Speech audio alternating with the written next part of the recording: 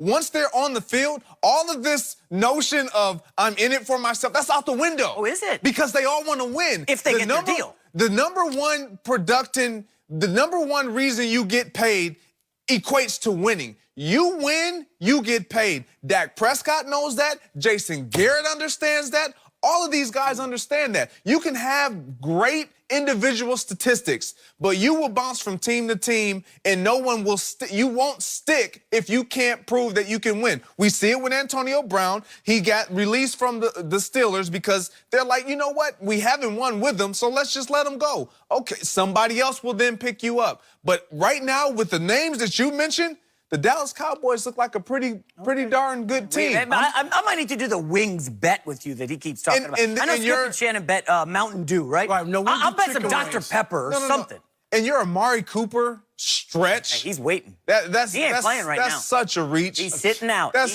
Even Rob had to look at you. He don't want to play. That's such a reach. So why is Amari Cooper sitting out? He's just not even practicing at all. Hasn't practiced since August 2nd. So there's something in football or in sport called injury. Oh, yeah. Where I'm sure it's serious. At this point in the season, the premature season that obviously means so much that Amari Cooper should be out there if you were the head coach, he's not playing or practicing because he's getting healthy. Yeah.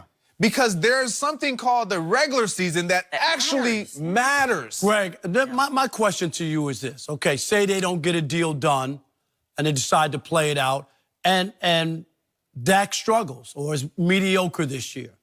Are you that sold that you would still say, okay, I'm still going to sign him? Or would that change your mind depending on what type of year he's having? If there's no deal set in place before, let's say, week 2 or 3, and you see that he's struggling, now the leverage is back into the hands of the organization. No, I understand that, but I'm saying to you, have you been convinced enough that even with a year to struggle, people struggle, people have off years.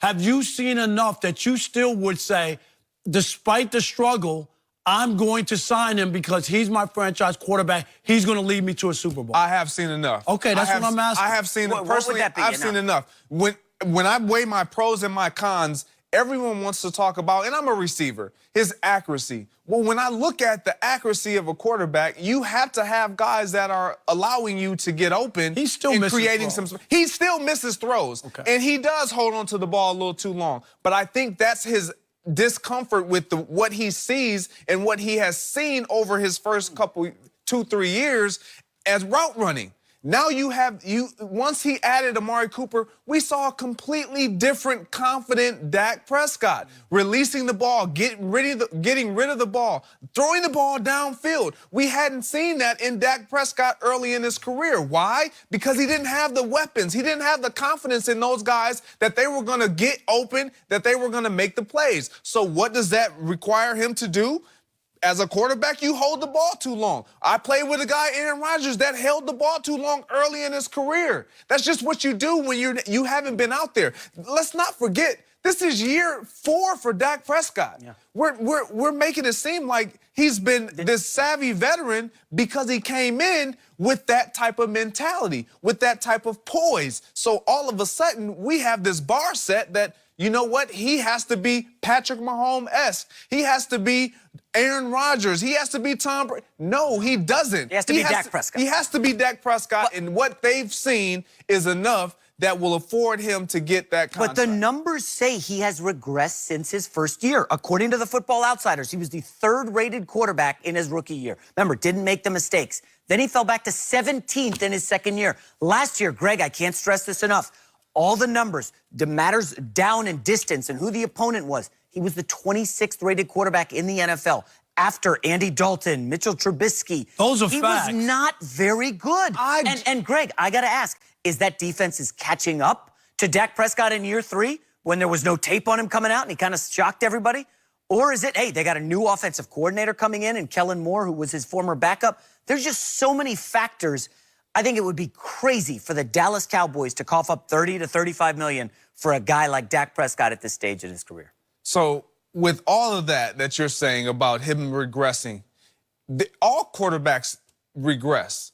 But early in their career, they have these lulls, these peaks and valleys. This is a 4th-round draft pick, a guy that we never suspected. The Cowboys never suspected that he would be who he is right now at this point, taking the position away from a Tony Romo, who had been proven, who had kind of a roller coaster career anyway. True. We're looking at a Tom Brady right now who everyone is saying, oh, he's declining. We're looking at a Drew Brees who people are saying, Tom Brady oh, is he's talking about Hall of Famers. I understand who I'm talking about. But numbers from year to year vary. And so, but the number one thing that has to be consistent is who you are as a leader, your availability, and do I see the potential of progression? And that's what the Dallas Cowboys see in Dak Prescott. They see the trajectory going up. They don't see the arrow going sideways or down. They see it going up. Why? Because they formulated a personnel around him that is going to support what he provides and make him better. And then hope that he makes those guys around him better and it equates to win. You always talk about, there's certain guys that always get that leadership thing, and most of the times because they don't have stats to support them. You know what I mean? Yeah, it is. Unquantifiable. Right. Leadership because, availability. Exactly, because we can't see the things that you're talking about. But my point is, even in leadership, you got to have talent. You could be the greatest rah-rah leader, but if you can't make those throws and you can't perform, doesn't your leadership get negated? So now we're saying... I'm asking you. So now I'm not saying he's not a leader. I'm not, but I'm just saying... Talent also plays in on leadership, doesn't it? What you do on the field definitely translates to how guys in that locker room view you as a leader and how much respect you earn. However, when you are the quarterback, it is just a given responsibility. It matters what you do and how you perform. But if you come into the huddle, you guys have to understand this. When a quarterback comes into the huddle, I don't care if he's a 7th-round draft pick or a 1st-round draft pick. When I see him come into that huddle and he demands the respect of the guys in there because of the way he calls the play and he talks to the guys around him, that lets me know I have something to work with. That there's a belief, not only in him, but that he's protruding and that he's conveying to the guys around him that I got this. I don't care what people are saying. I don't care what we've seen or what I just did the play before. I got you now. Let me ask you, Rob. We keep talking about Dak winning a playoff game last year, okay? You think back to that Seattle game. The Seahawks lost that game. Dallas didn't win it. We think back to that. Brian Schottenheimer, one of the all-time awful offensive games called in maybe NFL playoff history in the last 10 years.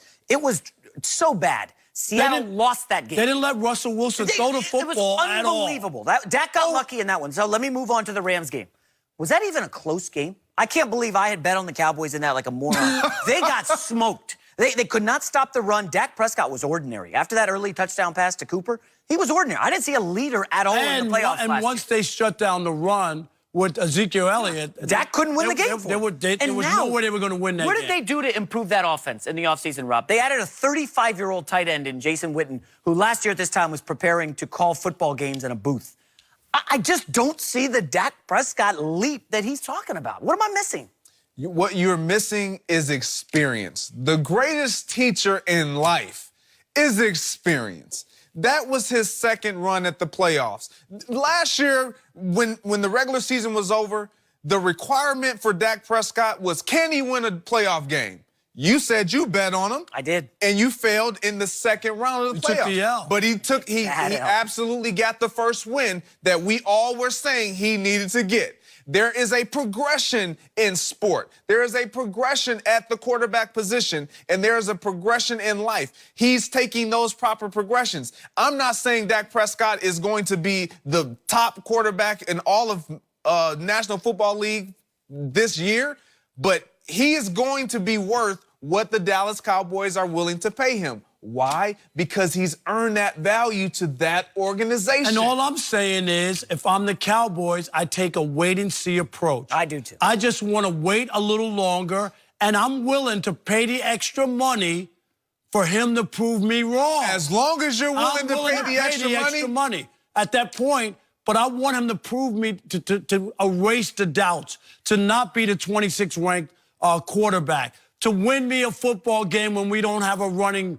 game, or win me a football game when our defense lets us down. I want to see him do those things, and then I say to myself, okay, I'm convinced. I'm just saying that there's still clouds, questions when it comes to Dak Prescott. One real quick thing. I'm getting texts from friends here. I don't want to poo-poo the intangibles that he's talking